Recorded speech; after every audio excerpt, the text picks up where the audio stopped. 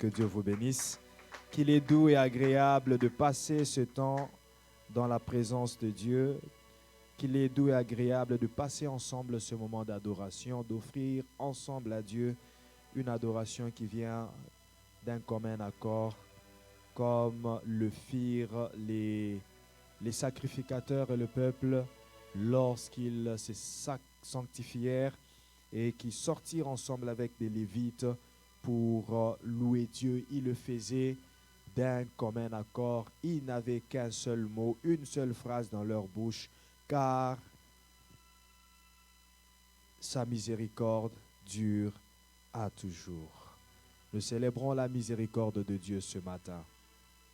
Nous célébrons la bonté de Dieu ce matin.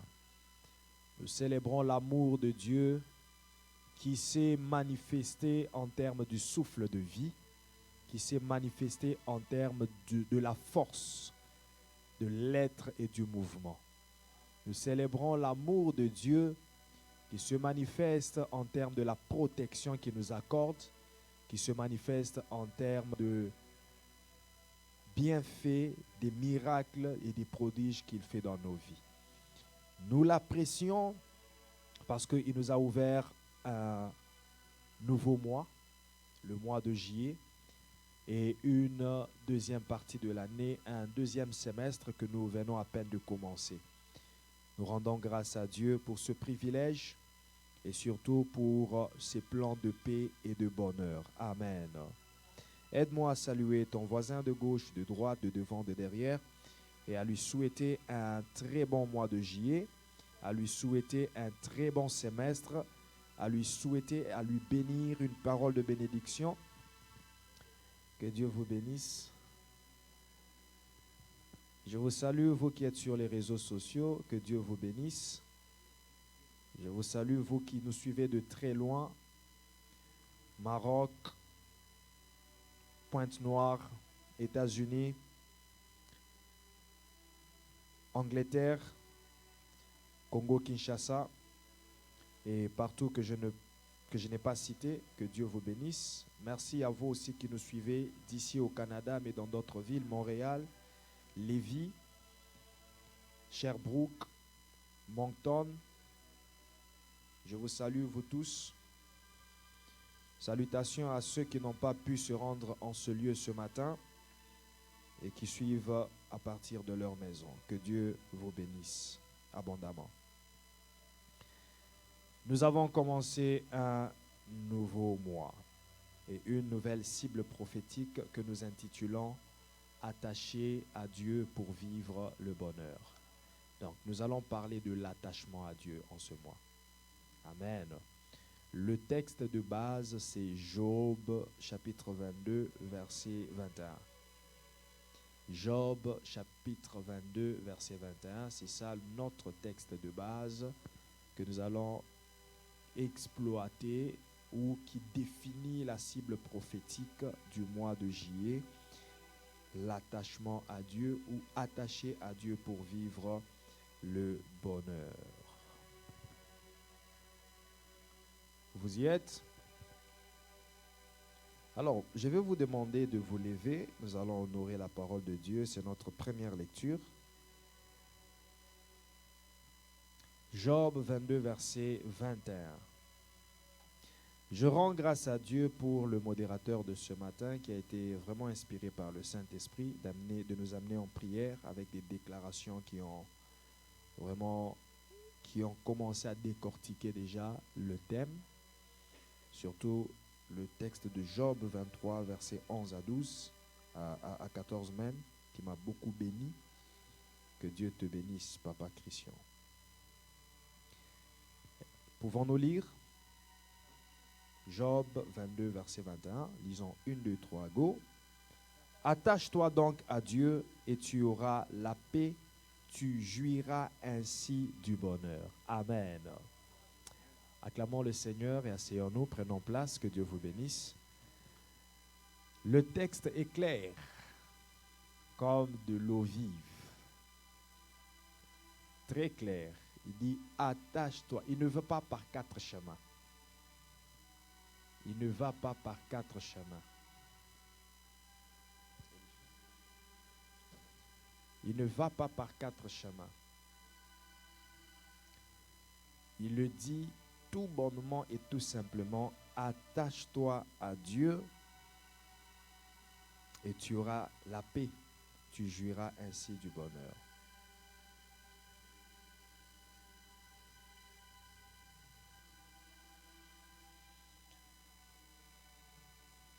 Bien-aimés dans le Seigneur, il faudrait d'abord comprendre c'est quoi l'attachement à Dieu et c'est ce que nous allons faire ce matin. Nous allons introduire la cible prophétique. C'est quoi l'attachement à Dieu et nous allons aller progressivement avec des sous-thèmes durant tout ce mois pour expliquer comment est-ce que l'attachement à Dieu va nous amener à vivre le bonheur. Ce n'est pas l'intérêt pour lequel nous nous attachons à Dieu. Nous ne nous attachons pas à Dieu seulement pour vivre le bonheur. Ce n'est pas pour cet intérêt-là que nous nous attachons à Dieu. Mais le bonheur est la conséquence de l'attachement à Dieu. Alléluia. C'est-à-dire, même si tu ne t'attaches pas à Dieu pour vivre, dans le but de vivre le bonheur, même si la raison qui te pousse à t'attacher à Dieu n'est pas la quête du bonheur, mais par le simple fait que tu t'attaches à Dieu, la conséquence sera que tu vivras le bonheur. Alléluia. Donc la conséquence de s'attacher à Dieu, c'est le bonheur. Pour qu'un arbre, pour qu'une branche de l'arbre produise du fruit, elle a besoin de s'attacher à cet arbre-là. N'est-ce pas? Pour qu'une branche, la branche de l'arbre ne peut pas porter du fruit, ne peut pas produire du fruit si elle est détachée de l'arbre. Il faut que la branche soit attachée à l'arbre pour pouvoir produire les fruits. C'est ainsi que Jean 15, verset 5, Jésus nous dit, « Je suis le cep et vous, vous êtes les sarments. Je suis l'arbre et vous, vous êtes les branches. » Si vous voulez porter du fruit, vous devez être attaché à l'arbre. Et toute branche qui est attachée à l'arbre produira du fruit, car sans moi, vous ne pouvez rien faire. Jésus est en train d'expliquer que si nous ne sommes pas attachés à lui, nous ne pouvons pas produire des résultats. Les résultats, c'est ça le bonheur. Le bonheur, c'est le bien-être, c'est la satisfaction, c'est le fait d'avoir produit des bons résultats, les résultats qui nous donnent la joie. Alors, pour produire ces résultats, nous avons besoin d'être attachés à Jésus. Le bonheur, c'est un état d'esprit de celui qui est satisfait de ce qu'il est et de ce qu'il a. Bien-aimé, il y a des gens qui ont des milliards de dollars, qui ont des biens innombrables, mais qui ne sont pas heureux. Malgré la richesse qu'il a, il n'est pas heureux par le simple fait qu'il n'est pas attaché à Jésus. Il y a quelque chose qui lui manque. Il a pu tout posséder dans le monde, mais tout ce qui lui manque, c'est donner sa vie à Jésus-Christ.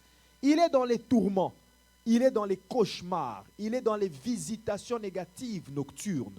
Tout ça pourquoi? Parce qu'il lui manque la vie d'attachement à Jésus-Christ. Malgré tout ce que tu peux avoir, malgré tout ce que tu peux devenir, président de la République, haut cadre, haut placé, tout ce que tu peux devenir, si tu n'as pas Jésus, tu ne vivras pas le bonheur. Alléluia. Il faut donc être attaché à Jésus pour vivre le bonheur, pour vivre cet état d'esprit heureux. Il y en a qui sont pauvres, il y en a qui manquent mais qui sont heureux. Il manque mais il est heureux, il est dans la joie, il est dans le bien-être. Il ne se soucie de rien malgré son manque. Il se contente du peu qu'il a parce qu'il a le plus important de sa vie. Et le plus important, c'est Jésus-Christ. Alléluia. C'est très important de comprendre qu'est-ce que c'est que d'être attaché à Dieu. Qu'est-ce que c'est que d'être attaché à Dieu? Être attaché à Dieu, c'est être attaché à ses commandements. Dieu, tu ne le vois pas, mais nous voyons Dieu à travers sa parole. Nous voyons Dieu à travers ses commandements, à travers les saintes. Les saintes écritures nous montrent qui est Dieu, nous instruisent sur les commandements de Dieu. Ainsi, en étant attachés à ces commandements, nous sommes donc attachés à Dieu. Alléluia. Bien-aimés dans le Seigneur, il ne faut pas être attaché à ce que Dieu donne.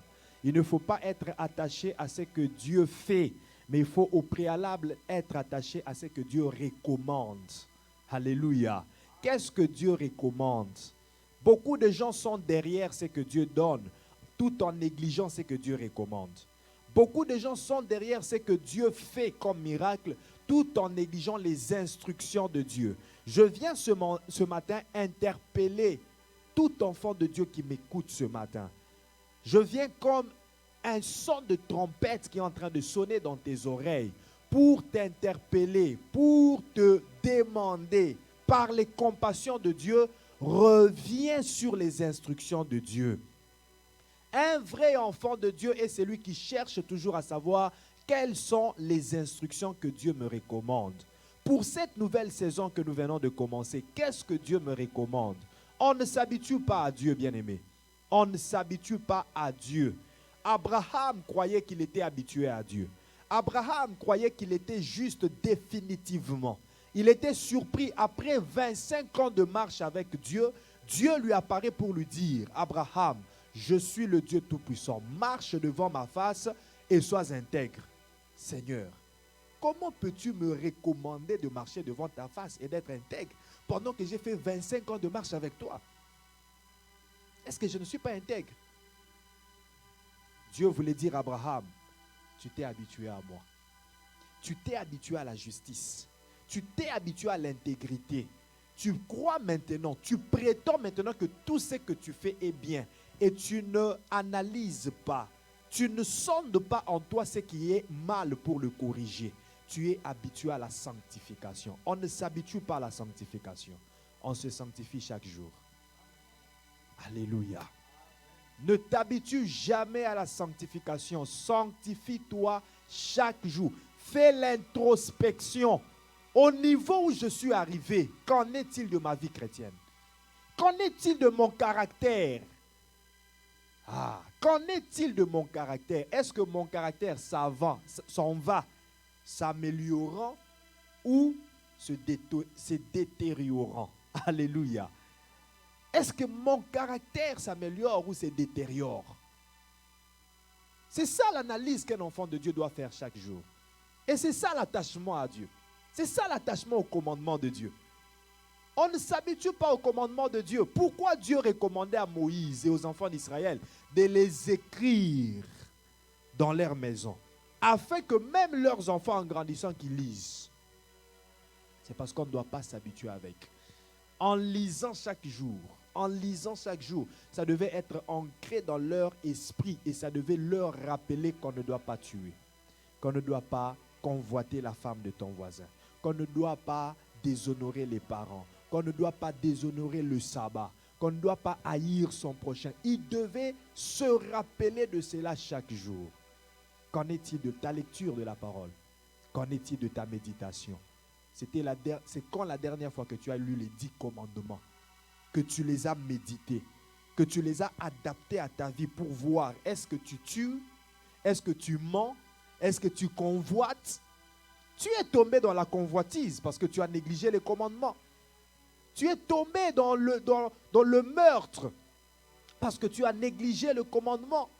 Le meurtre n'est pas seulement le fait de verser le sang. Il y en a qui tuent par la parole. Il y en a qui tuent par la colère. Il y en a qui tuent par les pensées. Le fait de penser du mal sur le compte de quelqu'un, c'est le tuer déjà. Le fait de répandre le témoignage de quelqu'un en mal, c'est déjà le tuer. Tu as tué une destinée parce que la personne qui écoute ce témoignage ne lui fera pas le bien, ne lui fera pas ce privilège. Il y a des gens qui ont manqué le travail seulement parce que quelqu'un a porté un mauvais témoignage pour lui chez la personne qui devait lui donner le travail. Tu vois comment tu as tué une destinée? Juste par un mauvais témoignage. Tu l'as tué, c'est un meurtre. Qu'en est-il des avortements? Et tout ça parce que tu négliges les commandements. Tu n'es pas attaché aux commandements. Être attaché à Dieu, c'est d'abord être attaché à ses commandements. Jean 12, verset 26, Jésus était en train de parler à ses disciples et à la foule. Pas seulement aux disciples, mais aussi à la foule. Jésus leur dit, si quelqu'un veut me servir, qu'il me suive. Alléluia. Si quelqu'un veut me servir, qu'il me suive. Tu veux me servir, suis-moi. Ça veut dire, sois attaché à moi. Bien-aimé, je te recommande ce matin à ne pas être attaché à l'œuvre de Dieu, mais à être attaché au Dieu de l'œuvre. Ne sois pas seulement attaché à l'œuvre de Dieu. Je modère, je chante, je prie, je fais le protocole, je suis intercesseur. Tu es très zélé pour l'œuvre de Dieu, mais est-ce que tu es zélé pour le Dieu de cette œuvre? Est-ce que tu es attaché au Dieu de cette œuvre? Beaucoup aujourd'hui sont dans l'œuvre de Dieu pour leur propre intérêt, pour leur propre gloire. Ils sont dans l'œuvre de Dieu parce qu'ils veulent gagner. Ils se servent de l'œuvre de Dieu pour s'enrichir. Ils ne sont pas attachés à Dieu, mais ils sont attachés à l'œuvre de Dieu. Jusqu'au point que si ça ne réussit pas pour eux, ils abandonnent. J'ai vu des pasteurs fermer l'église parce que ça ne réussit pas. Comme si tout ce qu'il est en train de poursuivre, c'est la foule, c'est le nombre de gens. Alors quand il voit que les gens ne viennent pas, il ferme. Et pourtant, il a déjà 2 personnes. C'est déjà une église. Quand tu as 2 personnes qui viennent et qui assistent, qui écoutent la prédication, tu les encadres, tu veux quoi? C'est déjà l'église. Mais tu as 2 personnes, tu fermes. Oh non, les gens ne viennent pas. Mais ces 2 là, c'est qui? Ce n'est pas les gens. Qui t'a dit que tout le monde est appelé à avoir des foules de gens? Non, il y a des pasteurs qui sont appelés aussi à avoir 10 personnes seulement. Dieu a décidé que toi, tu es le pasteur des 10 personnes. Suis la volonté de Dieu. Ne suis pas la masse, ne suis pas le mouvement. Parce que tu as vu l'autre pasteur faire le plein. Tu cherches aussi à faire le plein. Tu es derrière quoi? L'œuvre de Dieu ou le Dieu de l'œuvre? Ainsi, tu n'es pas conduit par Dieu, tu es conduit par les sentiments. Tu es conduit par ce que tu vois. Tu fais l'œuvre de Dieu par le copier-coller. Quand tu vois là-bas séminaire, un thème qui frappe, tu dis, ce thème-là a frappé, moi aussi je vais faire un thème pareil à celui-là pour frapper. Mais quand tu frappes, ça ne frappe pas, tu échoues. Alléluia. Ne fais jamais rien parce que les autres l'ont fait. Ce n'est pas parce que tout le monde va à Dubaï que tu dois partir à Dubaï. Ce n'est pas parce que tout le monde est dans l'immobilier que tu dois être dans l'immobilier. Sois là où Dieu veut que tu sois. Sois là où Dieu veut que tu sois. Fais ce que Dieu veut que tu fasses. Alléluia. Ne t'attache pas à l'œuvre de Dieu, mais attache-toi plutôt au Dieu qui a établi cette œuvre-là. Si tu es un serviteur de Dieu, tu serviras Dieu partout où tu te retrouveras. Même en prison, tu le serviras. Joseph a continué à interpréter les songes même dans la prison. Il n'a pas dit parce que je suis prisonnier, je vais arrêter d'interpréter les songes. Moi aussi, j'ai mes problèmes. Alléluia. Avec ses problèmes, avec lui aussi prisonnier, mais il était en train d'interpréter les rêves pour les autres prisonniers. Ainsi, il est devenu chef de tous les prisonniers. Alléluia. Même dans les moments difficiles, sers Dieu. Même dans les moments difficiles, attache-toi à Dieu. En déportation à Babylone, Daniel n'a pas renié son Dieu. Même quand le roi recommandait que tout le monde s'incline, ils n'ont pas voulu s'incliner parce qu'ils étaient attachés à leur Dieu. Quand tu es attaché à Dieu, les occultistes te proposeront d'entrer dans leur loge pour t'élever, tu le refuseras parce que tu ne poursuis pas les biens de ce monde, mais tu poursuis d'abord le Dieu qui t'a placé dans le monde. Alléluia. Dis avec moi, attachement à Dieu. J'aime bien Dieu plus que ce que je poursuis. Parce que si Dieu ne m'avait pas placé dans le monde, je n'aurais pas poursuivi ce que je suis en train de poursuivre. Si tu es en train, pourquoi tu es en train de poursuivre les maisons, les voitures, la richesse aujourd'hui? C'est parce que tu es dans le monde. C'est parce que tu vis. Mais si tu ne vivais pas alors, qu'est-ce que tu allais faire?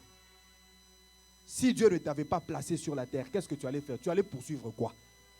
Maintenant, on te place sur la terre. La personne qui te place sur la terre a un objectif, une mission. Tu l'abandonnes, tu le rejettes, tu te détaches à lui. Tu commences à poursuivre ce que lui a placé sur la terre. Et il l'a placé sur la terre pour que toi, tu le cultives, pour que toi, tu le gères. Et que tu lui rendes compte. Mais dès que tu te détaches à lui, lui aussi va garder ce qu'il y a à lui. Tu ne vas pas l'avoir. Il va verrouiller tous les chemins pour que tu n'accèdes pas à ce que tu es en train de poursuivre. C'est ce que Job 23 nous a dit. Job 22 nous a dit. Attache-toi donc à Dieu et tu auras la paix. Tu jouiras ainsi du bonheur. Attache-toi à Dieu. Tu jouiras du bonheur. Alléluia. Alléluia. Comment peux-tu être sûr que tu es attaché à Dieu? Qu'est-ce qui peut te rassurer? Qu'est-ce qui peut te mettre sûr et certain que moi là, je suis attaché à Dieu? Il y a des signes, il y a des symptômes, il y a des signes qui peuvent t'attester, qui peuvent te prouver que tu es attaché à Dieu. Mais le premier signe, c'est le fait de recevoir Jésus-Christ Seigneur et Sauveur. Dès que tu reçois Jésus-Christ Seigneur et Sauveur, tu deviens attaché à Dieu.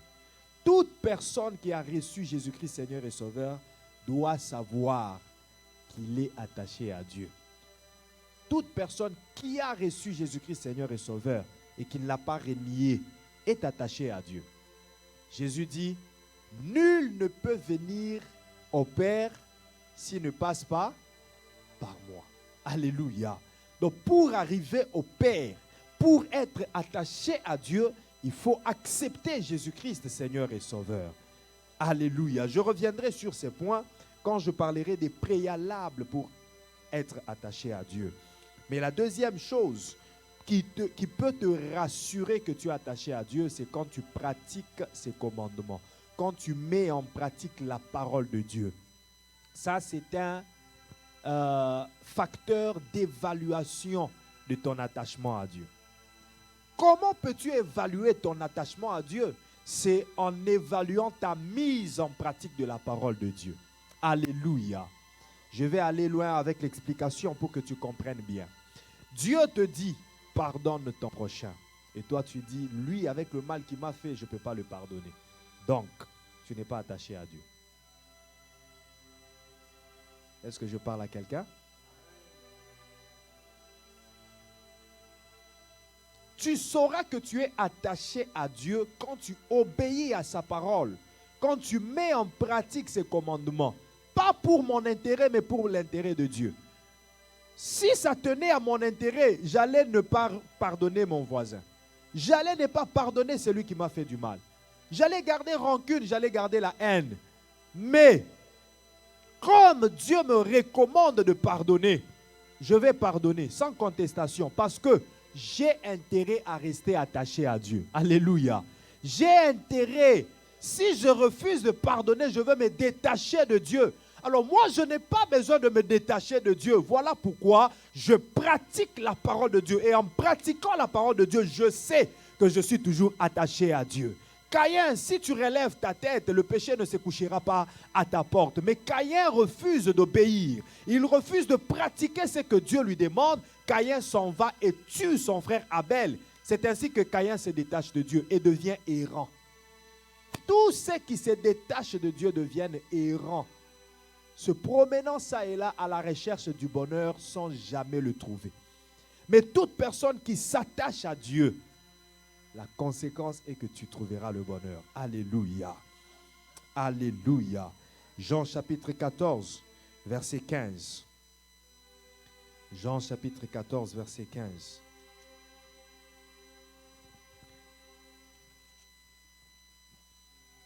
Si vous m'aimez, gardez mes commandements. If you love me, keep my commandments. Si vous m'aimez, attachez-vous à mes commandements. Gardez mes commandements. Si vous m'aimez. Ça veut dire, moi Dieu, j'évalue votre amour sur le facteur pratique de mon commandement. Si vous pratiquez mes commandements, là je me rends compte que vous m'aimez. Si vous pratiquez mes commandements, là je sais que vous êtes attaché à moi. Mais dès que vous arrêtez de pratiquer mes commandements, je sais aussi que vous êtes détaché de moi. Alléluia. Bien-aimé, je prie Dieu que tu sois toujours attaché à Dieu. Pas parce que tu dis que je suis attaché.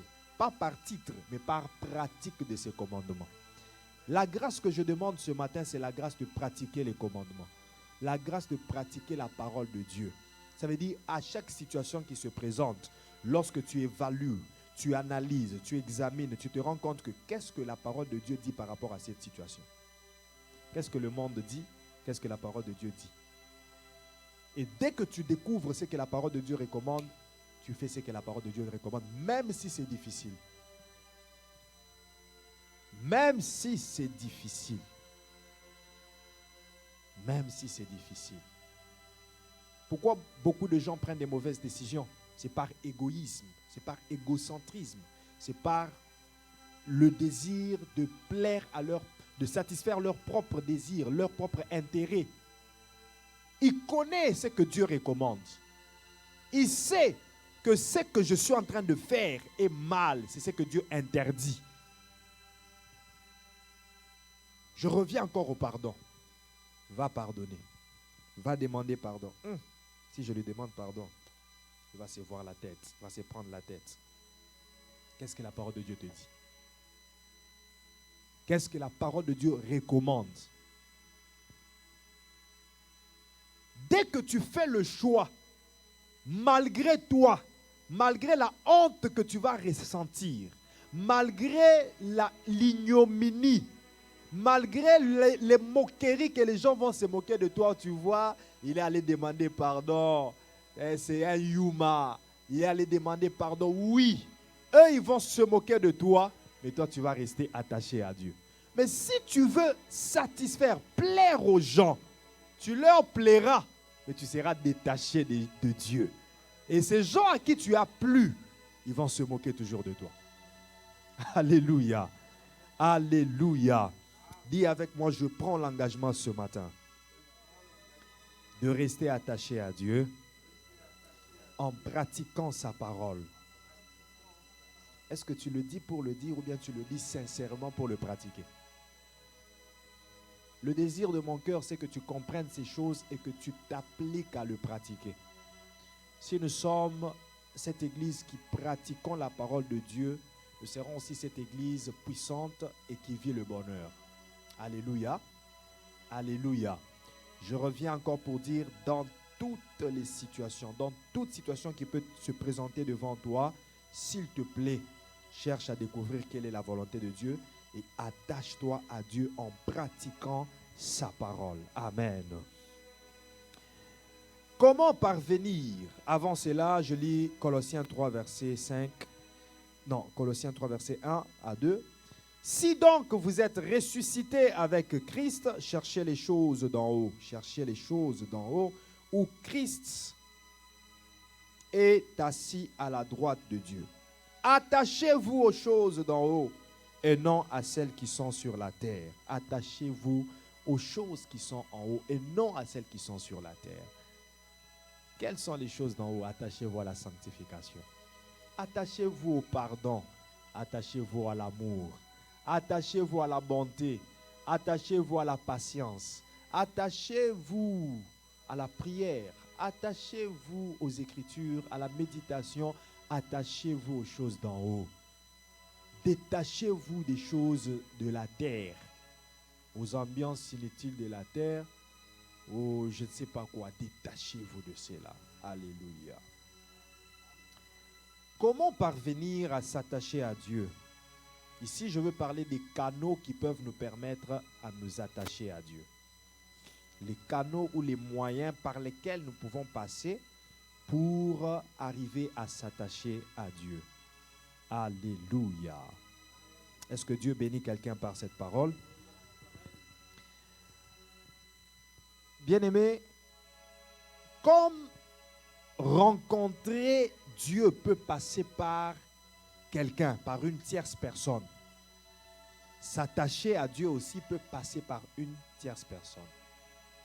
Il y a des gens à qui Dieu a fait le privilège de les rencontrer directement. Ça veut dire par des songes, par une apparition divine, une apparition surnaturelle. Il rencontre comme Saul de Tarse. Saul, personne ne lui a présenté Christ. Ce n'était pas les apôtres, ce n'était pas Pierre, ce n'était pas Jean, ce n'était pas les docteurs de la loi qui ont présenté Paul ou qui ont présenté Christ à Paul. Paul a rencontré Christ surnaturellement. Pendant qu'il était sur le chemin de Damas, pendant qu'il était sur le chemin de Damas pour aller torturer, pour aller persécuter les chrétiens, c'est là que Christ lui apparaît. Comme dans un songe, mais visible. C'était une apparition, c'était une vision diurne, à œil ouvert. Sans les tomber, Christ lui a parlé et lui a donné des recommandations. Et c'est là que Paul a rencontré Christ et qui s'est attaché à Christ. Il y a des gens à qui Dieu fait ce privilège, accorde ce privilège-là de lui rencontrer comme ça. Il y a des gens qui ont douté, qui sont restés longtemps dans l'athéisme, mais finalement, par un miracle, par un songe, une visitation nocturne, ou peut-être aussi sur le lit de l'hôpital, Christ lui apparaît et lui parle. Il croit directement en Christ. Ça, ce sont des rencontres miraculeuses. Mais souvent, ça passe toujours par quelqu'un. Quelqu'un qui vient vers toi, qui te dit, crois au Seigneur Jésus, tu seras sauvé. Et tu ouvres ton cœur, tu fais une prière d'acceptation. Alors, comme rencontrer Christ passe toujours par quelqu'un, pas souvent par quelqu'un, comme dans le cas de Nathanaël. Nathanaël, c'est cette personne, ce disciple que Philippe a amené vers Christ. Et pendant qu'il s'approchait, même si Christ lui avait déjà vu de loin, mais Christ n'est pas allé vers lui, c'est Philippe qui a amené Nathanaël vers Christ. Alléluia. Qui t'a amené vers Christ? Qui t'a prêché l'évangile? Je ne dis pas qui t'a amené à l'église, je dis qui t'a amené vers Christ. Qui t'a amené à Christ? Qui t'a annoncé l'évangile? Moi, je n'oublie jamais. Je n'oublie jamais la personne qui m'a aidé à faire la prière d'acceptation. C'était ma grande sœur. C'était encore tout petit. C'est elle qui m'a aidé à faire la prière d'acceptation. Et puis, quand j'ai dérouté, j'ai dévié, il y a eu des gens qui m'ont encore récupéré. Il y a un berger Landry. Berger Landry, pas le berger Landry du Canada. Berger Landry du Congo.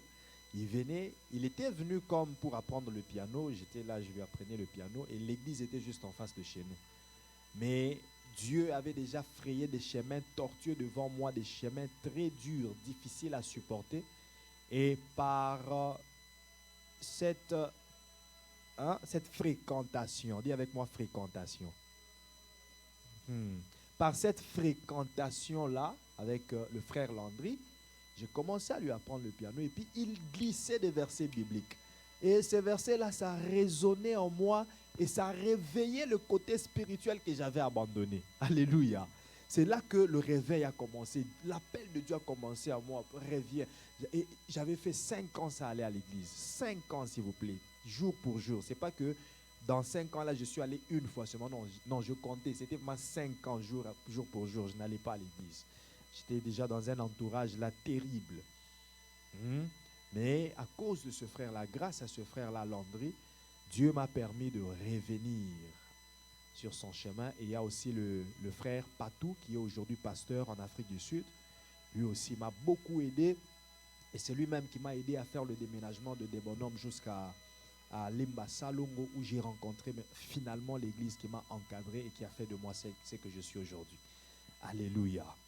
Donc, ça demande une fréquentation. Ça demande que quelqu'un t'amène à t'attacher à Dieu. Donc, ne néglige pas parfois les gens qui viennent près de toi. Certaines personnes sont des canaux par lesquels tu peux t'attacher à Dieu.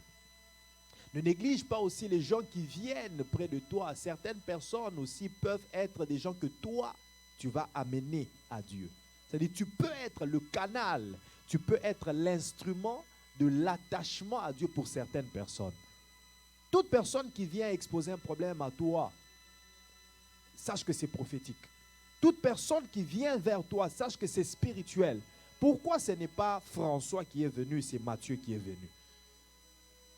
C'est pour un but. La Bible dit, Dieu fait chaque chose pour un but. Dieu fait chaque chose pour un but. Ne néglige pas. Cherche toujours à comprendre pourquoi est-ce que je dois rencontrer ces papas. Toi, tu ne sais pas pourquoi, mais Dieu sait pourquoi il vous a fait rencontrer. Alléluia. Lorsque Moïse fuit l'Égypte après avoir tué l'Égyptien et que l'information s'est répandue et que le pharaon d'Égypte cherchait déjà à l'assassiner, à le tuer, à tuer Moïse, Moïse s'est enfui, mais c'était une situation que Dieu avait créée. Parce que Dieu appelait déjà Moïse. C'est comme ça que l'appel de Moïse a commencé. Moïse a fui l'Égypte. Moïse se retrouve dans un territoire où il y avait une fille bergère, Séphora, l'enfant de Jéthro, qui paissait les troupeaux de son père, mais qui était aussi menacé par d'autres bergers, des brigands. Moïse intervient pour sauver la fille de Jéthro. Et la fille s'en va annoncer à son père, il y a un Égyptien qui m'a sauvé. Un étranger. Ils amènent Moïse vers Jéthro. Alléluia. Alléluia. Est-ce que je parle à quelqu'un? Ils amènent Moïse vers Jéthro. Mais lorsque Moïse rencontre Jéthro, Moïse ne savait pas que cette rencontre-là, c'était un canal d'attachement à Dieu. C'était un canal pour rencontrer Dieu. Parce que Moïse ne connaissait pas le Dieu des Hébreux. Il a grandi en Égypte chez les occultistes. Il connaissait le Dieu des Égyptiens. Il a grandi avec les occultistes. Il a servi l'occultisme en Égypte. Mais il a fallu qu'il rencontre maintenant le Dieu de ses pères. Mais pour le rencontrer, il a fallu quelqu'un qui lui amène vers ce Dieu-là. Alléluia. Il a fallu quelqu'un qui lui amène vers ce Dieu-là. Quelqu'un qui lui apprenne à parler la langue de Dieu. Et il n'y a que les amis de Dieu qui peuvent apprendre à parler la langue de Dieu. Il n'y a que les amis de Dieu qui peuvent apprendre à connaître Dieu. Il n'y a que les amis de Dieu qui peuvent t'attacher à Dieu. Parce que Jéthro, de son vrai nom, c'est Réuel, qui veut dire ami de Dieu. Ami de Dieu. Moïse devait rencontrer un ami de Dieu. Bien aimé, ce n'est pas n'importe qui va t'attacher à Dieu. Ce sont les amis de Dieu qui vont te permettre de t'attacher à Dieu. Lorsque tu t'attaches à quelqu'un qui n'est pas habitué à Dieu, il t'amènera aussi dans ses habitudes de ne pas s'habituer à Dieu. Mais lorsque tu t'attaches à quelqu'un qui aime Dieu, qui a l'habitude d'entrer dans la présence de Dieu, il te traînera aussi dans la présence de Dieu. Voilà pourquoi tu as intérêt à t'attacher aux gens qui sont attachés à Dieu, pour que toi aussi tu t'attaches à Dieu. Tu as intérêt à t'attacher aux gens qui aiment la prière, qui adorent, qui méditent la parole de Dieu, pour que toi aussi tu sois quelqu'un qui médite et qui aime la prière. Si tu t'attaches aux négligents, tu seras aussi négligent. La Bible dit, celui qui fréquente les sages devient aussi sage. Le fer aiguise le fer. Dès que tu t'attaches aux gens qui aiment prier, qui aiment lire, toi aussi, tu aimeras la lecture. Je pense que les enfants sont avec quelqu'un. Surveille-moi quel programme ils sont en train de suivre.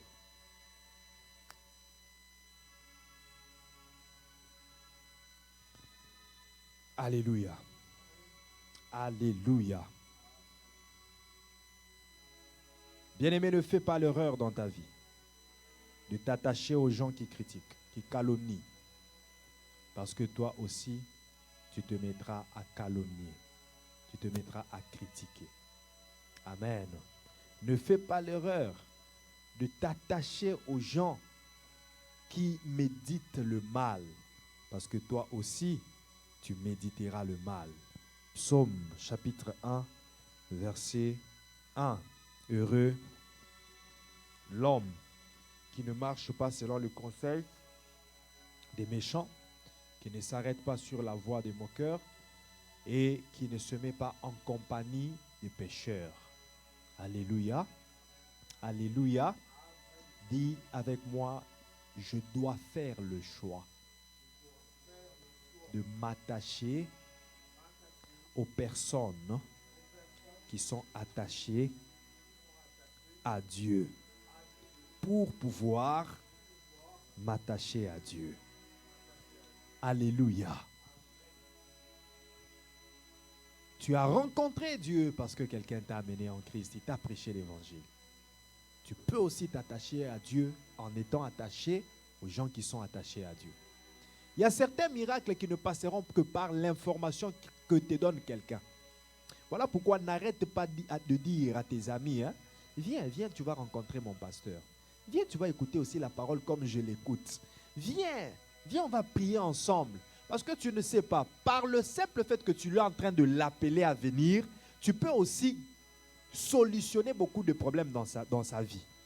Il y avait une petite fille qui était devenue servante d'une femme d'un gouverneur, le gouverneur Naaman. Cette petite fille était allée en déportation, était esclave en Syrie. Mais dès que les enfants d'Israël sont retournés dans leur pays, cette fille est restée en Syrie, dans la maison de Naaman. Elle servait la femme de Naaman. Mais Naaman avait un problème. Naaman avait la lèpre. Un gouverneur, un haut placé, mais qui avait la lèpre. Et ça lui faisait honte que d'avoir la lèpre. C'est ainsi que Naaman se couvrait de plusieurs habits. Il pouvait porter beaucoup de manteaux pour que les gens ne voient pas sa lèpre. Ça lui dérangeait. Et tout le monde remarquait dans la maison que ça lui dérangeait. Pourquoi je dis ça? C'est parce que la petite fille avait remarqué que son patron se gêne de sa maladie. Et c'est ainsi que la petite fille a commencé. Tu sais, quand les gens sont en train de chercher la solution à un problème, ils vont écouter toutes sortes d'idées. Chaque jour, vous réfléchissez, mais qu'est-ce qu'on peut faire? Alors, on a découvert un marabout de ce côté, allons essayer. On a découvert, allons essayer. Alors, et finalement, cette petite fille lui dit, mais maman, vous avez beaucoup essayé avec les marabouts, les féticheurs, tout ça de votre pays. Il n'y a rien qui s'est fait. Je connais un prophète dans mon pays. Je connais dans mon pays, il y a un homme de Dieu. Il peut guérir papa de sa maladie. Ah, la femme ne fait aucun cas de cela. Elle dit, cette esclave, qu'est-ce qu'elle connaît? Demain, elle revient avec la même histoire. Mais maman, je vous ai dit qu'il y a un homme là-bas, un homme de Dieu. C'est un voyant. Il peut guérir papa de cette maladie. Ah, toi aussi avec tes bruits là. Finalement, la femme dit à son mari. Et le mari, avec beaucoup d'orgueil qu'il avait, il ne fait aucun cas de cela. La femme revient encore. Finalement, le mari, Naaman, va parler à son roi. Parce que Naaman avait gagné le cœur du roi. La Bible dit c'est parce que l'Éternel avait utilisé Naaman pour donner la victoire à la Syrie. Vous imaginez que c'est un peuple étranger à Israël et puis c'était un peuple très adversaire à Israël. C'était un voisin d'Israël. Leur attachement avec Israël était créé, provoquait beaucoup de guerres. Il y avait à plusieurs reprises guerre entre Syrie et Israël. À cause de leur attachement. Vous savez, il y a certaines personnes, quand vous vous attachez à eux, ce n'est que guerre sur guerre. Il y a certains voisins, quand tu as un certain voisin, tu manques la paix. Parce que chaque jour, c'est musique forte, tu n'arrives pas à dormir. Alléluia. Chaque jour, c'est odeur de marijuana. Donc, tu n'es pas à l'aise parce que tu es attaché à une mauvaise personne. Mais il y a certains voisins aussi, quand tu es attaché à lui, tu es dans la paix. Donc, tu es dans la paix, tu es bien. Même quand survient un problème chez toi, il peut intervenir, il peut te faire du bien. Alléluia. Et Naaman est ce genre de voisin qui attaquait souvent Israël. Mais regardez ce qui se passe. Ce qui se passe est que lorsque Naaman accepte d'aller en Israël, le même Israël que Naaman était en train d'attaquer, était en train de combattre, était en guerre régulièrement. Lorsqu'il accepte d'aller en Israël pour se faire guérir par Élisée le prophète, c'était à travers une fille. Naaman s'en va en Israël. Il arrive en Israël, on lui dit de se jeter dans le Jourdain. Naaman boude. Il dit, quoi? Moi me jeter dans cette eau? Chez moi à Damas, d'où je viens, il n'y a pas de rivière. La Labana, ce n'est pas une rivière. Le Parpar, ce n'est pas une rivière. Et moi, je vais venir me jeter ici. Mais finalement, sa femme lui convainc encore. Ah, mais qui dit ça? Pourquoi tu fais ça? Tu as besoin de guérison. Dès que Naaman se jette dans l'eau, il reçoit sa guérison. Alléluia. Alléluia. Bien-aimé dans le Seigneur, si tes voisins comprennent ce que tu es, s'ils comprennent la valeur, le potentiel et le don que Dieu a mis en toi, ils ne se joueront pas de toi. Ils profiteront de cela à l'amiable. pour être bénis davantage. Alléluia. C'est ça l'erreur que certains pays font contre le Congo. Ils sont en train d'attaquer, ils sont en train de créer des guerres, pendant que le Congo a la richesse qui peut nourrir tout le monde. Il faut venir à l'amiable, il faut venir légalement, parce que le temps est arrivé où Dieu va venger toute personne, il va se venger contre toute personne qui est en train d'attaquer le Congo abusivement. Qu'il vienne de loin ou qu'il soit de près, le temps est arrivé où l'épée de Dieu va commencer à frapper tout le monde, car le peuple a beaucoup souffert. Alléluia. L'attachement peut te procurer le bonheur si tu es attaché à la bonne personne, mais peut aussi te procurer le malheur si tu es attaché à la mauvaise personne. Dis avec moi, je resterai attaché à Dieu.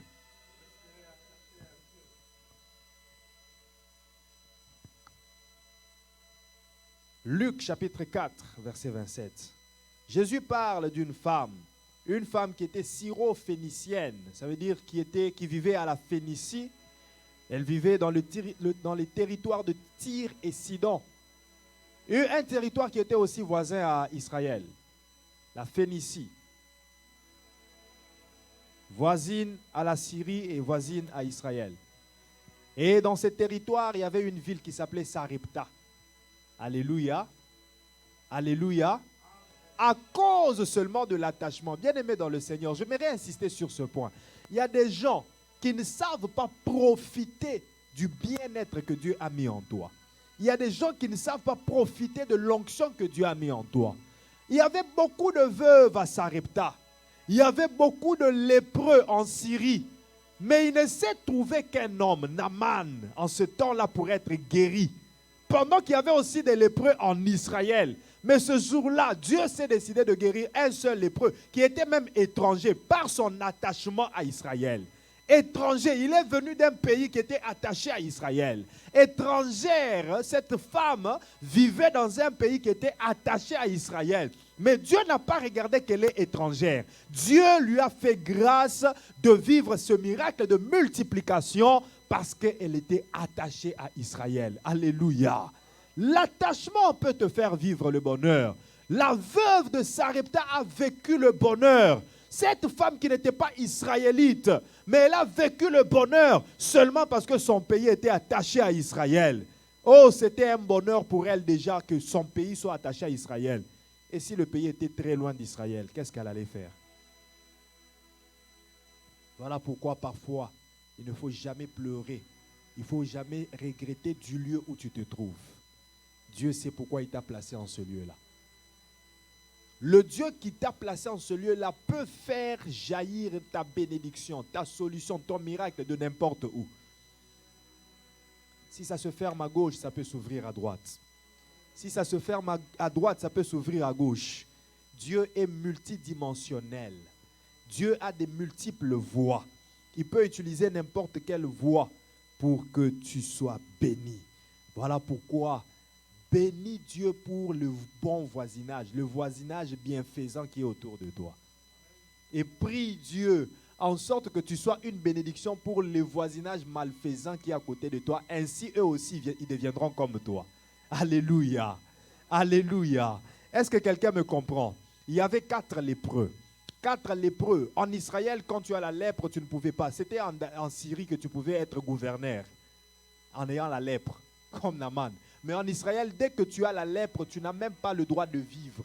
Comment est-ce que toi, qui n'as pas le droit de vivre parmi ton peuple, tu deviendras gouverneur? Donc, ils étaient exclus de tout. Alors, ces 4 lépreux vivaient hors de la ville. Ils vivaient à la frontière entre la Syrie et Israël. Alléluia. Alors, un jour, très affamés, et Israël aussi était frappé de la famine, qu'est-ce qui se passe? Ces lépreux se disent: quoi que nous fassions, nous allons mourir. Si nous entrons en Israël, ils vont nous lapider parce que nous avons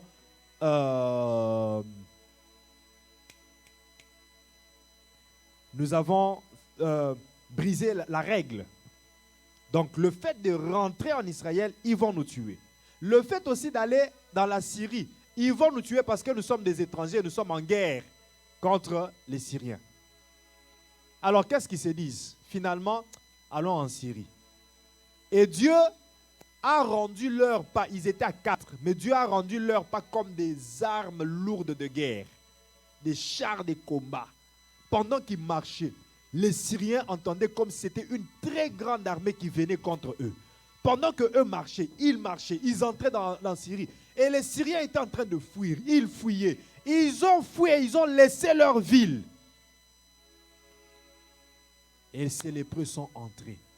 Ils ont ravagé. Ils sont même allés appeler les Israélites. Ils disant, vous dormez ici. La Syrie est vide. Il ne reste que leurs chameaux, leurs bœufs, leurs richesses. C'est tout ce qui leur reste. Venez, allons manger. Alléluia. Alléluia. Bien-aimés dans le Seigneur, il faut être un voisin qui procure le bonheur à ceux qui sont à côté de toi. Et il faut amener ceux qui te cherchent, ceux qui veulent te causer le malheur. Il faut leur amener à vivre le bonheur afin qu'ils croient en ton Dieu. Alléluia. Alléluia. Dis avec moi, attaché à Dieu pour vivre le bonheur. Quels sont les préalables pour être attaché à Dieu? Les préalables pour être attaché à Dieu. Le premier préalable, je l'avais déjà mentionné, recevoir Jésus-Christ, Seigneur et Sauveur. Tu ne peux pas être attaché à Dieu si tu n'as pas encore accepté Jésus-Christ, Seigneur et Sauveur. Tout commence par là. L'accepter, Seigneur et Sauveur. Mais écoute, le danger. Le danger, c'est d'accepter Jésus-Christ, Seigneur et Sauveur, et puis de se limiter là.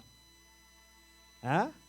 Tu l'acceptes, Seigneur Jésus, je te donne mon cœur, tu es mon Seigneur, j'abandonne mon péché, et fais de moi la personne que tu désires que je sois.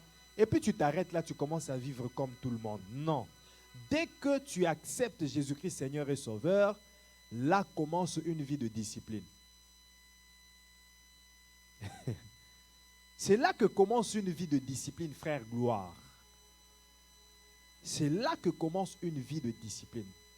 Qu'est-ce qui se passe? Vous avez dormi dans les fêtes ou quoi? Tout le monde dort. Hein? Vous étiez dans les bruits?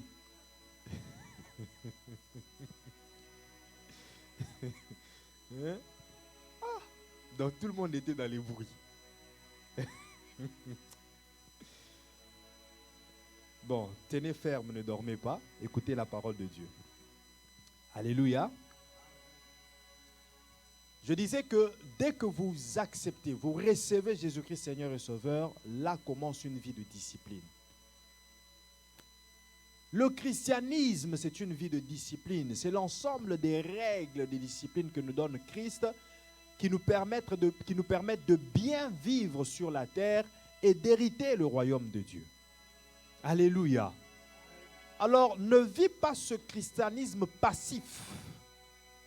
Vis un christianisme actif. C'est-à-dire, chaque jour de ta vie, sois actif. Une vie active en Christ. Qu'est-ce que je dois faire? Qu'est-ce que je ne dois pas faire? C'est ça le problème avec beaucoup de gens. Beaucoup de gens fuient le christianisme à cause des principes. Il y a beaucoup d'interdits, il y a beaucoup de ceci. Mais c'est ça ce qui fait le christianisme. Il n'y aura pas de christianisme s'il n'y a pas d'interdits et de prescrits. Il faut qu'il y ait des interdits, il faut qu'il y ait des prescrits. Paul dit, tout m'est permis, mais tout n'est pas utile. Je suis en train d'analyser, de peser ce qui est essentiel, ce qui est utile, ce qui est nécessaire. Ce qui édifie ma foi, ce qui édifie mon âme. Je ne peux pas tout faire. Je ne peux pas vivre comme tout le monde. Parce que je suis un enfant de Dieu. L'identité d'enfant de Dieu se traduit par notre façon de vivre. Ce qui sort de nos bouches, ce qui entre dans nos oreilles, ce qui est aperçu par nos yeux, là où foulent nos pieds. Alléluia. Alléluia. Recevoir Jésus-Christ, Seigneur et Sauveur, ça même c'est le visa d'attachement à Dieu. C'est ça même le visa d'attachement à Dieu. Vous voyez, dès que vous recevez le visa du Canada, même si le Canada est un pays qui est très loin de vous, là au Congo, là au Maroc, là je ne sais pas où, c'est très loin. Mais dès que vous recevez le visa, ça vous permet de faire quoi?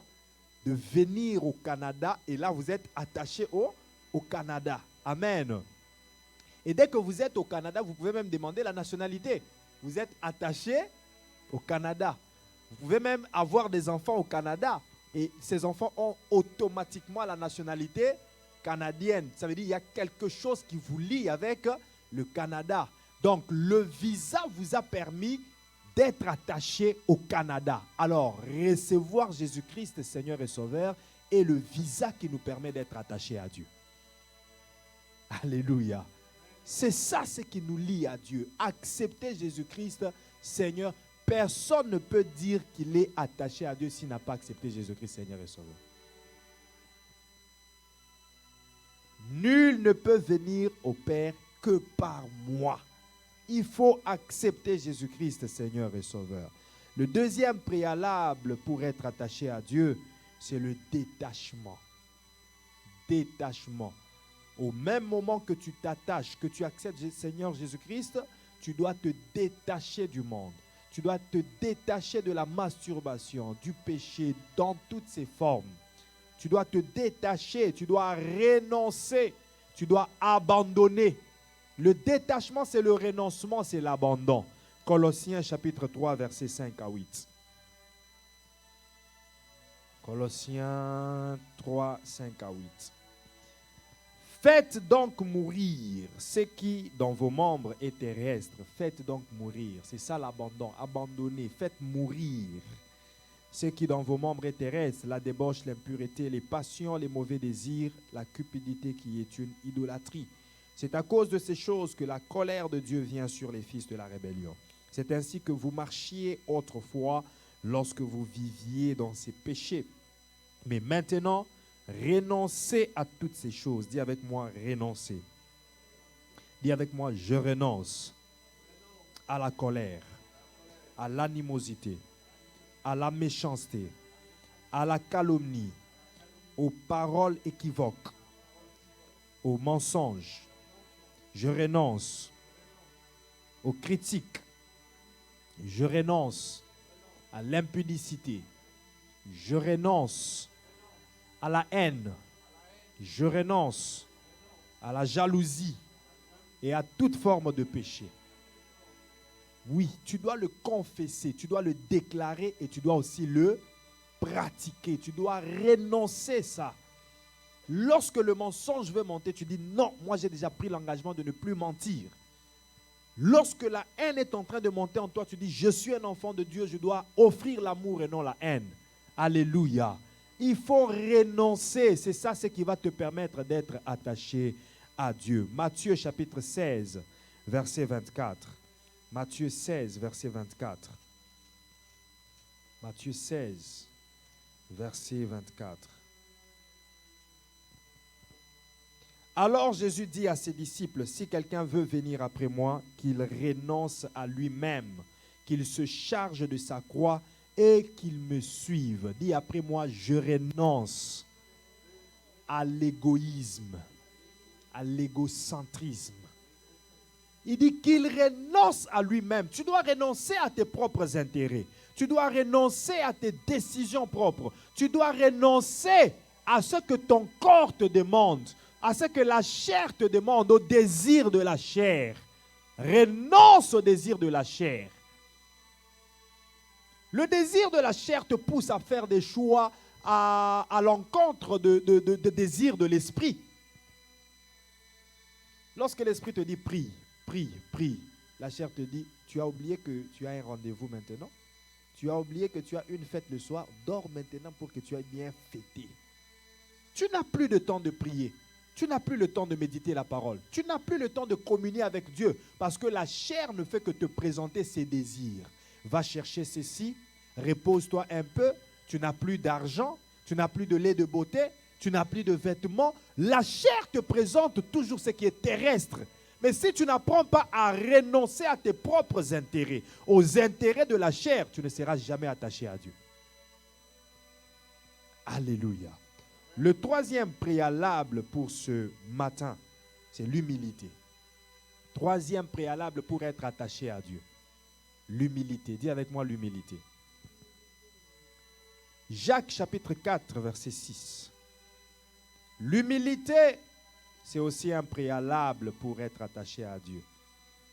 Avant d'être attaché à Dieu, tu dois d'abord être humble. Tu dois travailler l'humilité en toi parce que sans humilité, tu ne peux pas être attaché à Dieu. Alléluia. Jacques 4, verset 6. Il accorde au contraire une grâce plus excellente. C'est pourquoi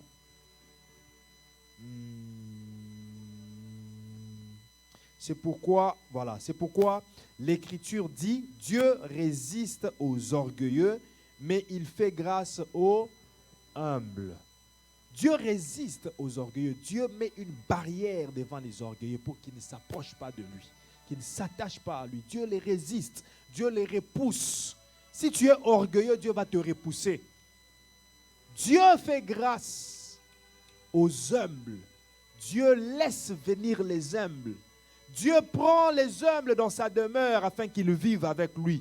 Mais les orgueilleux sont repoussés. 1 Pierre chapitre 5, verset 5. De même, vous qui êtes jeunes, soyez soumis aux anciens et tous, dans vos rapports mutuels, revêtez-vous d'humilité, car Dieu résiste aux orgueilleux, mais il fait grâce aux humbles. Dieu résiste aux orgueilleux. Alléluia. Par définition, l'humilité, c'est quoi? C'est un état d'esprit de quelqu'un qui a conscience de ses insuffisances et de ses faiblesses et qui est porté à rabaisser ses propres qualités, ses propres mérites. Quand quelqu'un rabaisse ses qualités, rabaisse ses mérites et est conscient de ses limites, de ses faiblesses, cette personne est humble. Est-ce que je parle à quelqu'un? Je demande si je parle à quelqu'un. Alléluia. L'humilité nous attache à Dieu, bien-aimé dans le Seigneur. Et il existe 3 types d'humilité. Il y a l'humilité par effacement.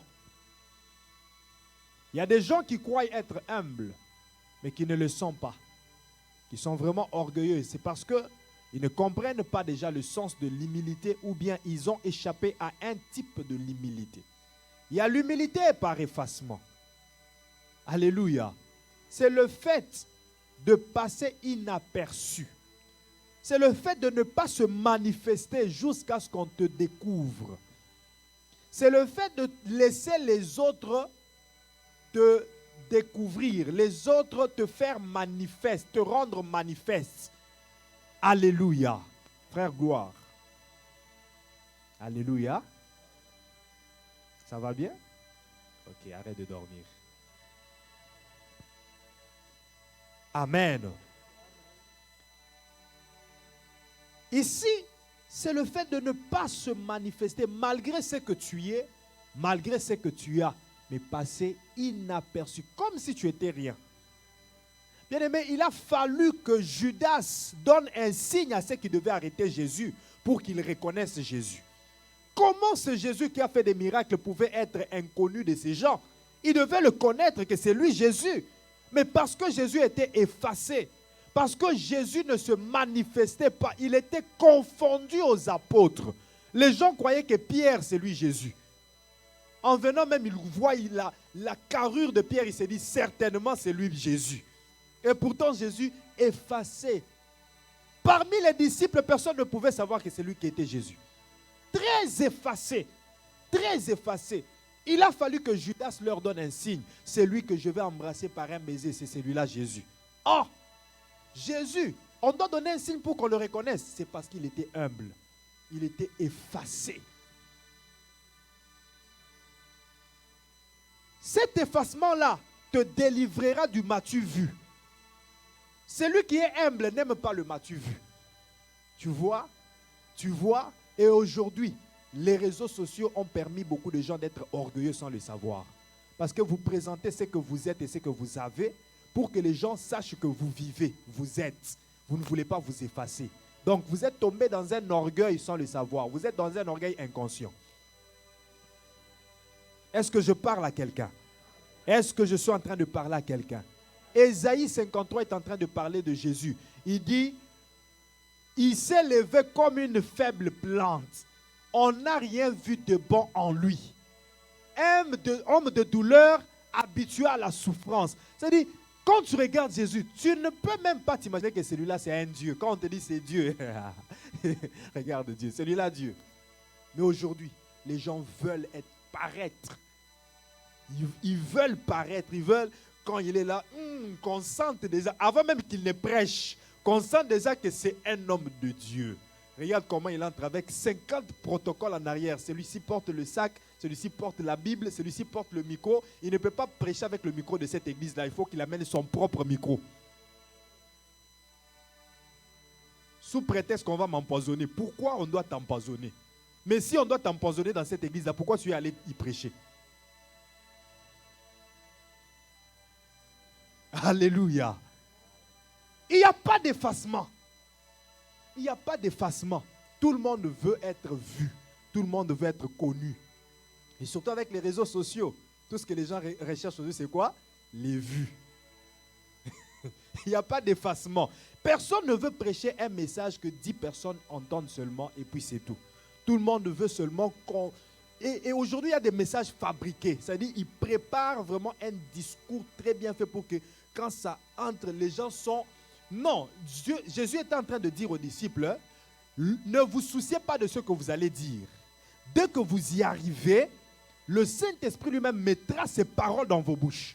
Lorsque tu prépares un discours pour que ça soit vraiment pertinent, pose-toi la question, est-ce que c'est Dieu qui t'a inspiré ou bien c'est toi qui as préparé? Alléluia. Tout ça parce qu'il n'y a pas d'effacement. Prêcher un message simple comme ça est devenu un problème. On doit toujours chercher des sujets pertinents que les gens vont suivre pour que j'aie une grande audience. Non, laisse que Jésus te donne lui-même l'audience. Pierre n'a pas cherché l'audience. Pierre n'a pas cherché la grande audience. Il a fallu que le Saint-Esprit descende, que Pierre parle par le Saint-Esprit et ce jour-là, il a gagné une audience de 3000 personnes sans aucun effort. Alléluia. Alléluia. Est-ce que je parle à quelqu'un? Humilité par effacement. Tu es beau, tu es belle, mais effacé. Comme si tu n'étais pas belle. Même quand les gens discutent, non, moi je te paie, moi je te dépasse. Tu es effacé. Tu me dépasses en quoi? Si tu me dépasses en étant élancé, moi je te dépasse en étant court. Tu me dépasses en étant costaud. Moi, je te dépasse en étant mince. Tu me dépasses en étant très clair. Moi, je te dépasse en étant très sombre. Au moins, chacun dépasse quelqu'un. Il n'y a personne qui dépasse l'autre. Tous nous nous dépassons. Alléluia. Tous nous nous dépassons. Toi, tu ne me dépasses pas. Tu me dépasses, moi aussi, je te dépasse. Tous nous nous dépassons. Alors, pourquoi ces guerres? Pourquoi ces accrochages? Parce que nous ne voulons pas l'effacement. Dis avec moi l'effacement. Il y a aussi l'humilité par renoncement. L'humilité par renoncement, c'est le fait de se dépouiller de ce que nous sommes. De se dépouiller des titres. C'est le fait de se dépouiller de là où nous sommes arrivés. Philippiens 2 nous présente Jésus-Christ comme un Dieu qui s'est dépouillé de la divinité. Alléluia. Philippiens chapitre 2, à partir du verset 5. Philippiens 2, verset 5. Dieu s'étant dépouillé. La Bible dit, il n'a pas considéré son propre intérêt et il ne s'est même pas fait égal à Dieu. S'étant dépouillé. Philippiens 2, verset 5. Ayez en vous les sentiments qui étaient en Jésus-Christ. Alléluia. Oh, alléluia. Alléluia. Ayez en vous, à partir de ce matin, ayez en vous les sentiments qui étaient en Jésus-Christ. Et c'est quoi ces sentiments? Les sentiments d'humilité. Existant en forme de Dieu, il n'a point regardé son égalité avec Dieu comme une proie à arracher, mais il s'est dépouillé lui-même en prenant une forme de serviteur, en devenant semblable aux hommes. Il a paru comme un vrai homme. Aujourd'hui, les hommes de Dieu ne veulent pas devenir semblables aux hommes. Ils veulent devenir des extraterrestres. Je ne suis pas comme eux. Je fais des miracles. On ne se dépouille pas. Je ne parle pas seulement aux hommes de Dieu. Et je parle aussi au peuple de Dieu. Parce que cette maladie est aussi dans le peuple de Dieu. Lorsque vous êtes béni, est-ce que vous vous dépouillez de vos titres? Lorsque vous devenez député, ministre, est-ce que vous vous dépouillez de ces titres? Est-ce que vous êtes encore en contact avec le peuple? Ou bien le peuple devient cette saleté que vous ne pouvez pas rencontrer?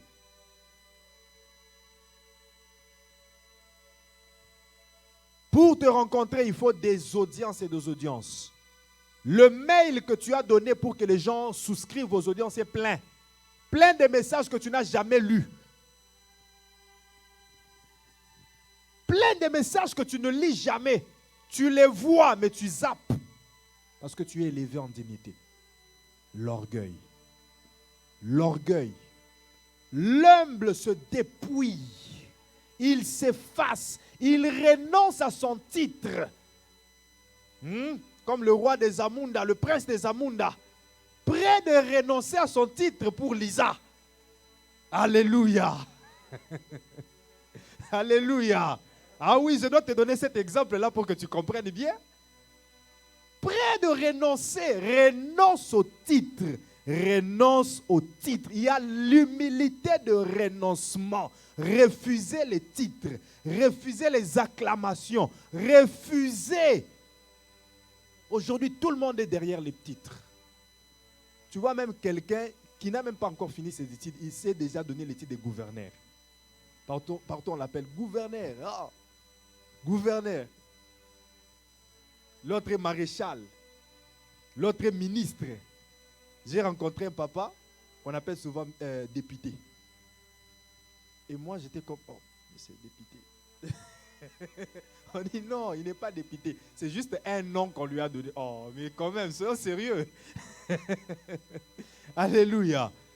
Les gens se collent des titres parce que nous voulons cet honneur. Et c'est par orgueil que nous le faisons. Par orgueil. Celui qui est humble, il se contentera de son nom. Même si c'est ton nom, c'est Libungu Toulou. Mais c'est ton nom. Si ton nom, c'est... Alléluia. C'est ton nom. Mais regardez ce qui se passe aujourd'hui. Nous refusons nos noms, nous nous collons des noms. Ton nom, c'est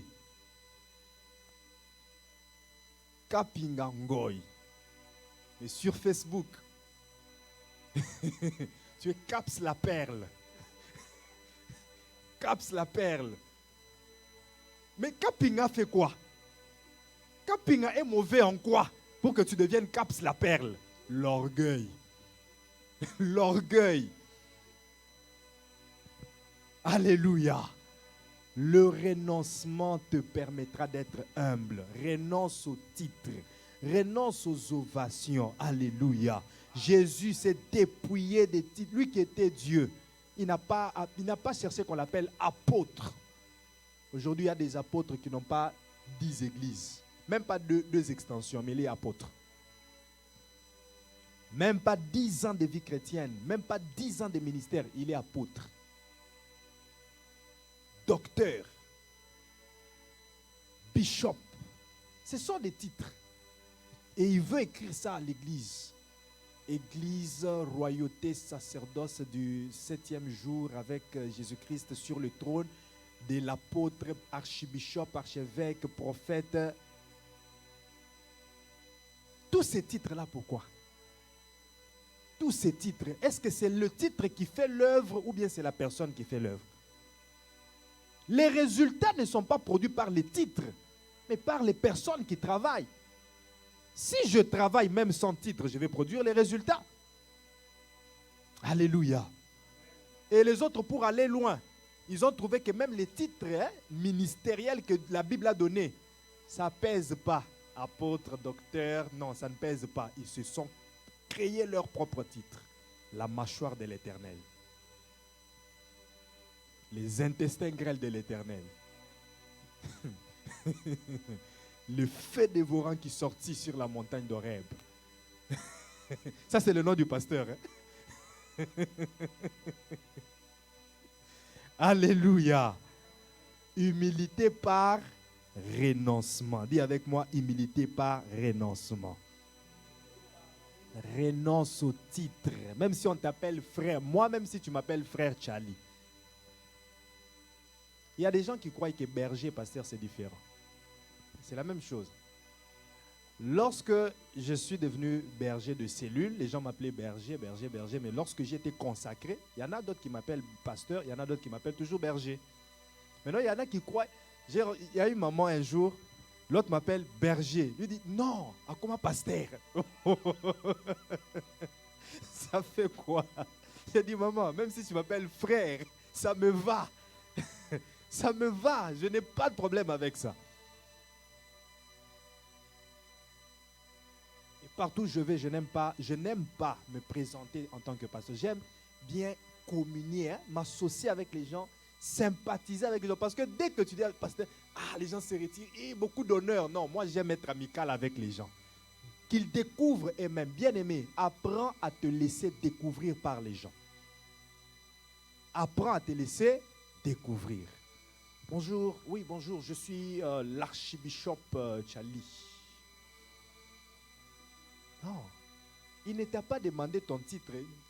La présentation n'est pas sur les titres, la présentation est sur le nom. Quand tu rencontres une nouvelle personne, présente-lui ton nom. Sinon, si tu dois présenter le titre, donc présente tout ce que tu es. Présente tout ton CV. Je suis l'archibishop, j'ai une femme avec 5 enfants. Fais toute la présentation alors. Ça suffit déjà quand tu dis à quelqu'un, bonjour, je m'appelle Charlie. C'est tout. Et puis en parlant, en communion, il va découvrir, tu es pasteur. Pourquoi tu ne me l'as pas dit? Non, mais tu l'as découvert quand même. Alléluia. Qu'on ne te dépouille pas, mais que tu te dépouilles toi-même. Parce qu'il y a des gens qui s'élèvent jusqu'à ce que Dieu les abaisse. Qui s'élèvent jusqu'à ce que même les humains remarquent que celui-là, il s'est trop élevé, alors abaissons-le, dépouillons-le. Et c'est ainsi que tu rencontreras des gens qui ne te respectent plus. Pourquoi? Parce que tu t'es trop élevé. Des gens qui s'en foutent maintenant de toi. Pourquoi? Parce que tu t'es trop élevé. Un berger, un pasteur, un ministre de Dieu, ce sont des gens qui doivent toujours être en contact avec le peuple de Dieu.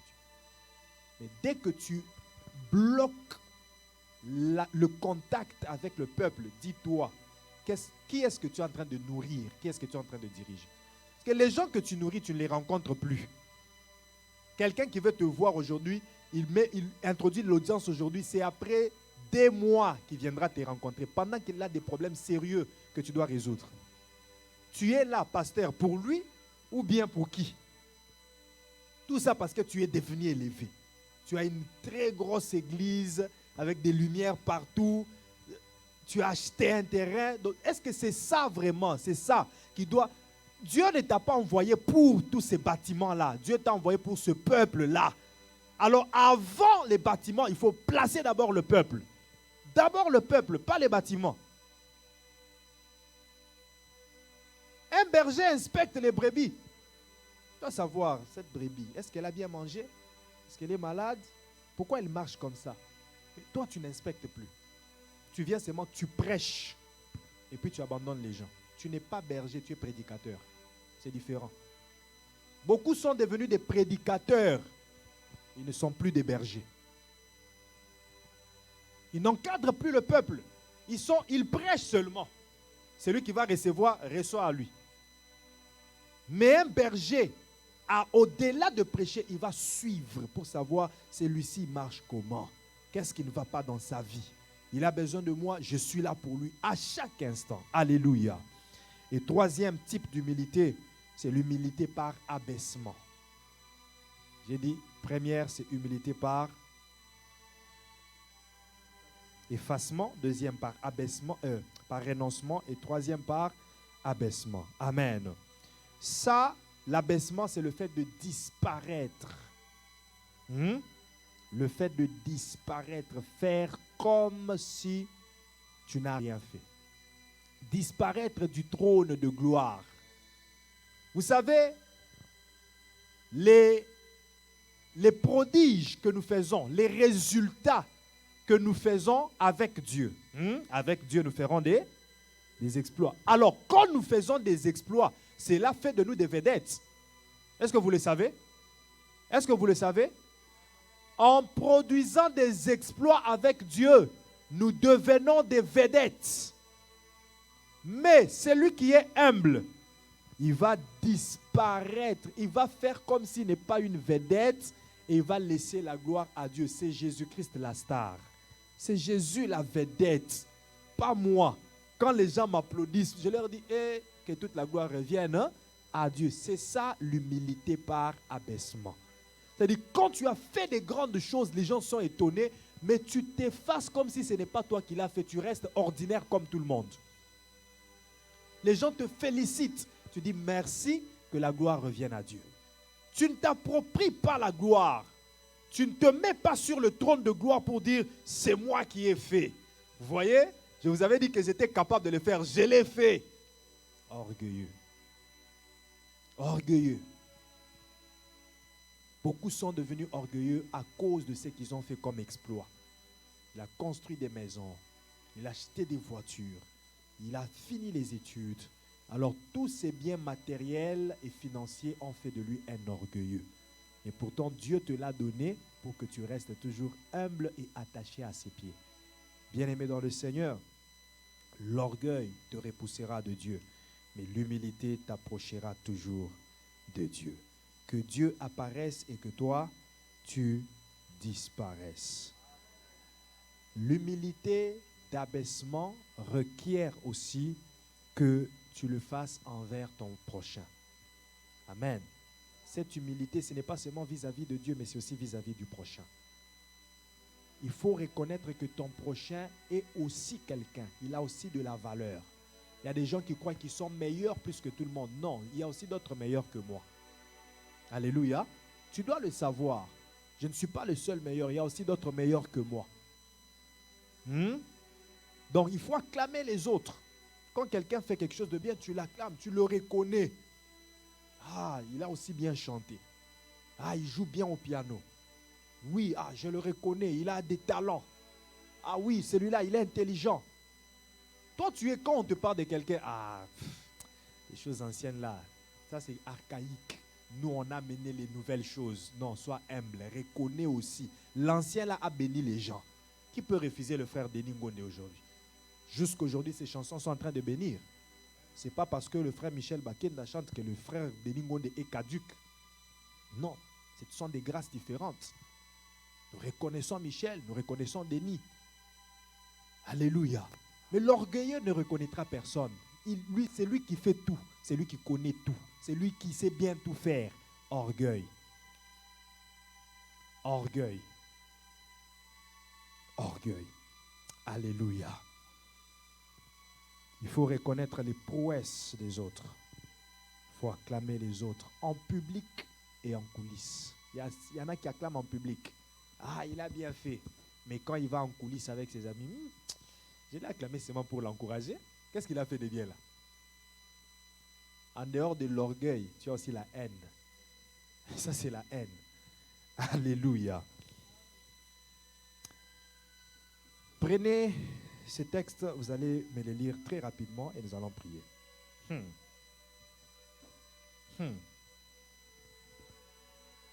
Psaume 138, verset 6. Quelqu'un prend rapidement. Psaume 138, verset 6. Psaume 138, verset 6. Proverbe 29, verset 23. Luc 1, verset 52. Je crois que vous prenez. Qui a pris Psaume? Le micro sans fil. Qui a pris Psaume? Qui a pris Proverbe? Qui a pris Proverbe? Rapidement. Qui a pris Proverbe? Proverbe 29, verset 23. Luc 1, verset 52. Quelqu'un d'autre prend Luc 1, verset 52. Voilà, merci. Proverbe 12, verset 9. Proverbe 12, verset 9, quelqu'un d'autre. J'ai déjà Psaume, j'ai Proverbe 29, j'ai Luc 1, Proverbe 12. Qui prend? Ok. Matthieu 18, verset 4, quelqu'un d'autre. Matthieu 18, verset 4, Proverbe 12, verset 9. Matthieu 18, verset 4. Tu prends Matthieu 18. Sophonie 2, verset 3, Papa Paul. Sophonie 2, verset 3. Et puis Proverbe 22, verset 4, Sœur Joël. Proverbe 22, verset 4. Allons-y avec Psaume, Papa Christian. Psaume 138, verset 6.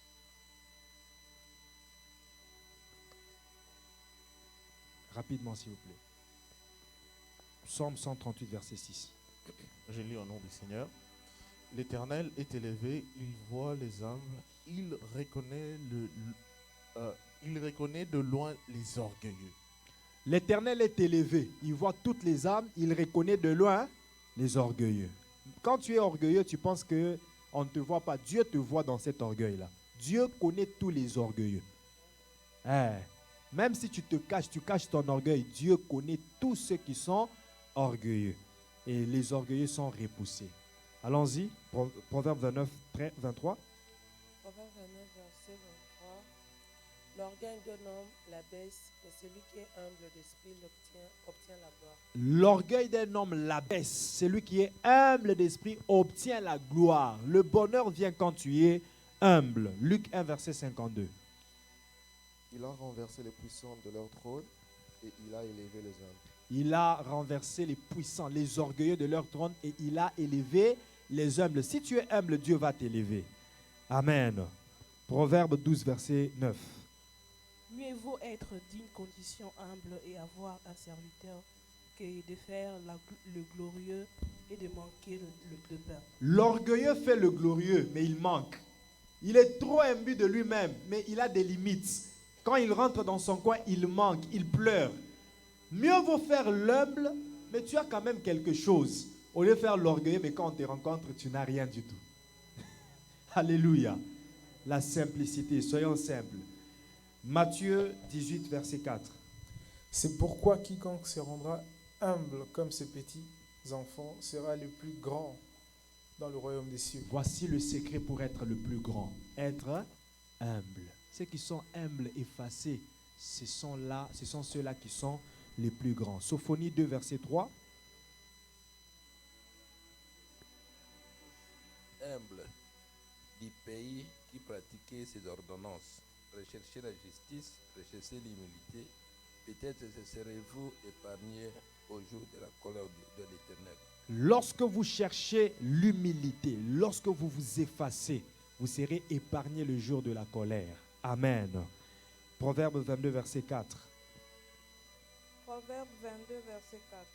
Le fruit de l'humilité, de la crainte de l'Éternel, c'est la richesse, la gloire et la vie. Le fruit de l'humilité et de la crainte de l'Éternel, c'est la richesse, la gloire, la vie. Donc, le bonheur. Alléluia. Le bonheur, c'est la conséquence de l'humilité, de l'attachement à Dieu. Dieu ne deale pas avec les orgueilleux. Tu veux t'attacher à Dieu, sois humble. Que Dieu bénisse sa parole. Tenons-nous debout. Nous allons prier. Acclamons le Seigneur très fort. Que Dieu vous bénisse. Acclame le Seigneur. Rends grâce à Dieu. Dis-lui merci pour sa parole. Rends grâce à Dieu. Dis-lui merci pour sa parole. Si Dieu t'a parlé, dis-lui merci. Dis-lui merci pour t'avoir parlé. Dis-lui merci pour t'avoir parlé. Merci Seigneur, merci Père. Merci pour ta parole. Est-ce que quelqu'un est en train de prier? Quelqu'un est en train de prier. Dis merci à Dieu. Enda robo sopra de kayababo santeke. Enda robo sopra de shandeke ados. Ise parababa santeke. Inda rababa shandeke yabababababa. Tu accordes ta grâce à ceux qui sont humbles. Tu résistes aux orgueilleux. Seigneur, je te dis merci pour ta parole. Merci pour ta parole, Seigneur. Merci pour ta parole, Yahweh. Ne sore kaida baba shande. Bien-aimé, lève ta voix. Commence à demander la grâce de l'attachement. La grâce de demeurer au pied de Christ. La grâce d'être attaché à Dieu. Que rien ne te sépare. Que rien ne te sépare de Dieu en ce mois de juillet.